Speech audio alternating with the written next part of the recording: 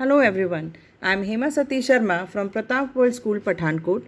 Today I will be taking topic peristalsis and digestion in stomach under the chapter Nutrition in Animals for class 7.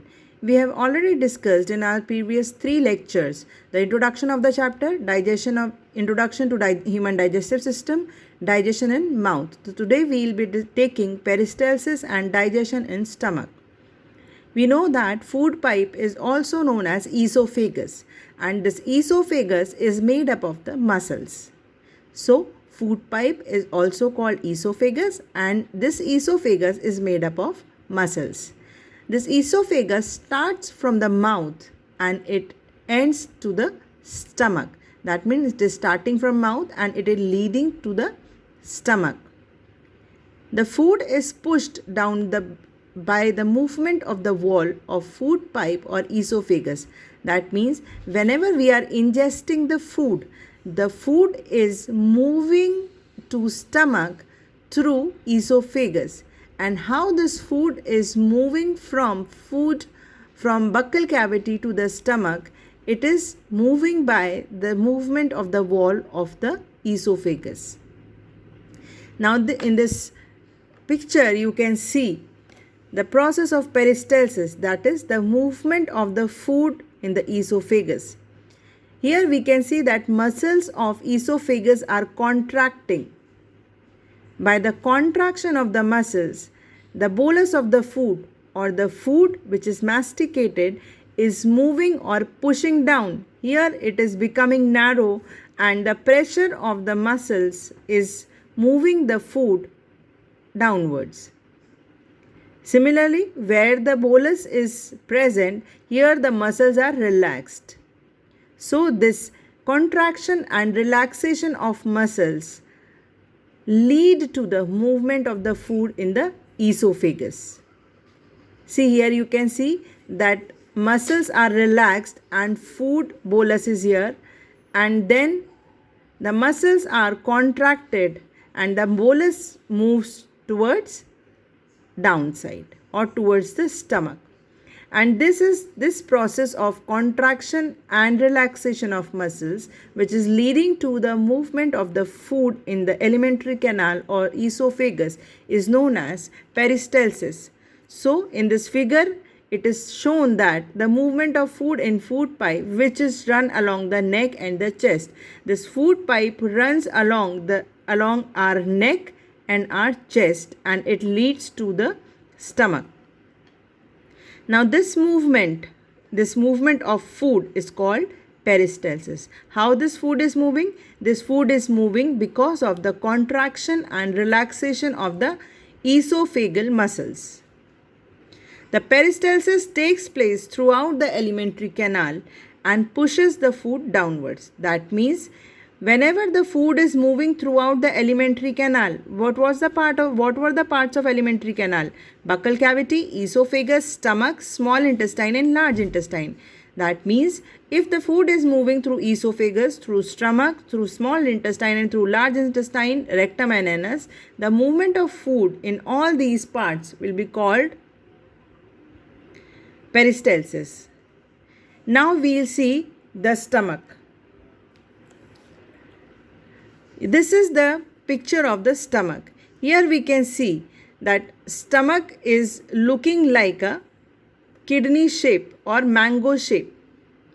So we can say that stomach is the widest part of the alimentary canal. Here the esophagus is coming and it is leading to the stomach. The stomach is divided into 3 chambers or 3 parts: fundus, cardiac and pyloric. And this is the alimentary canal, the part of the alimentary canal which is leading to small intestine. This is called superior portion of duodenum. Duodenum is basically a part of the small intestine. Again I will be repeating. This is the picture of the stomach and this is esophagus which is leading to stomach. Stomach has fundus, cardiac and pyloric parts, and the part which leads to the stomach is this one. Now, as we see that in stomach Stomach is a thick walled bag. That means stomach is made up of the muscles which are very thick, and it is present on the left side of the abdomen. This is the widest part of the alimentary canal, I told you just now. And stomach walls contain 3 tubular glands in it which secrete gastric juices. We know that the process of digestion is occurring in stomach. How the stomach will be digesting the food? It will be digesting the food with the help of some digestive juices. Since stomach is associated with gastro, so the juices secreted by stomach are called gastric juices. Now, which part of the stomach is secreting gastric juice? 3 tubular glands present in the wall of the stomach. So, 3 tubular glands present in the wall of the stomach are secreting gastric juices. This gastric juice contains 3 substances. So, here it is a clue to remember that 3 tubular glands and 3 substances. What are these 3 substances? Hydrochloric acid, an enzyme called pepsin, and mucus. So, stomach is a thick walled bag. Left side of the abdomen it is present. Widest part of alimentary canal. It contains 3 tubular glands which secrete gastric juices containing hydrochloric acid, pepsin, and mucus. The acid, hydrochloric acid, which is secreted by the stomach, kills many bacteria which may enter along with the food. This hydrochloric acid also create the acidic medium which is required for the action of enzyme pepsin. Okay, this means the hydrochloric acid has 2 work to do. First work is that it is killing bacteria which may come with the food, and it is creating acidic medium for enzyme pepsin.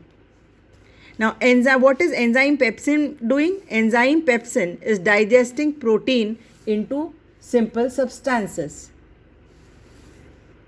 Since hydrochloric acid is an acid, so it may corrode the wall of stomach. Okay, but our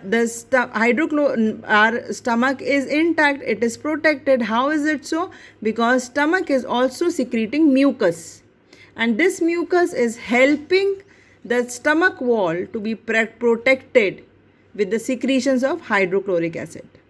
Okay, therefore it is called the people which have hyperacidity, which secrete more hydrochloric acid, there are chances that they can have ulcers in the wall of the stomach. Why is it so? Because the hydrochloric acid is secreted in more amount and mucus is secreted in lesser amounts. So till now what we have discussed the 3 substances which are secreted by stomach in their gastric juices are hydrochloric acid, pepsin, and mucus. Hydrochloric acid is killing bacteria and it is creating acidic medium. Pepsin is digesting protein into simple substances, and mucus is protecting the stomach wall through the stomach of hydrochloric acid. This way, the food is digested or partially digested in the stomach. Now, from the stomach, the partially digested food will move to the small intestine. The digestion in small intestine we will be taking in the next lecture. Thank you.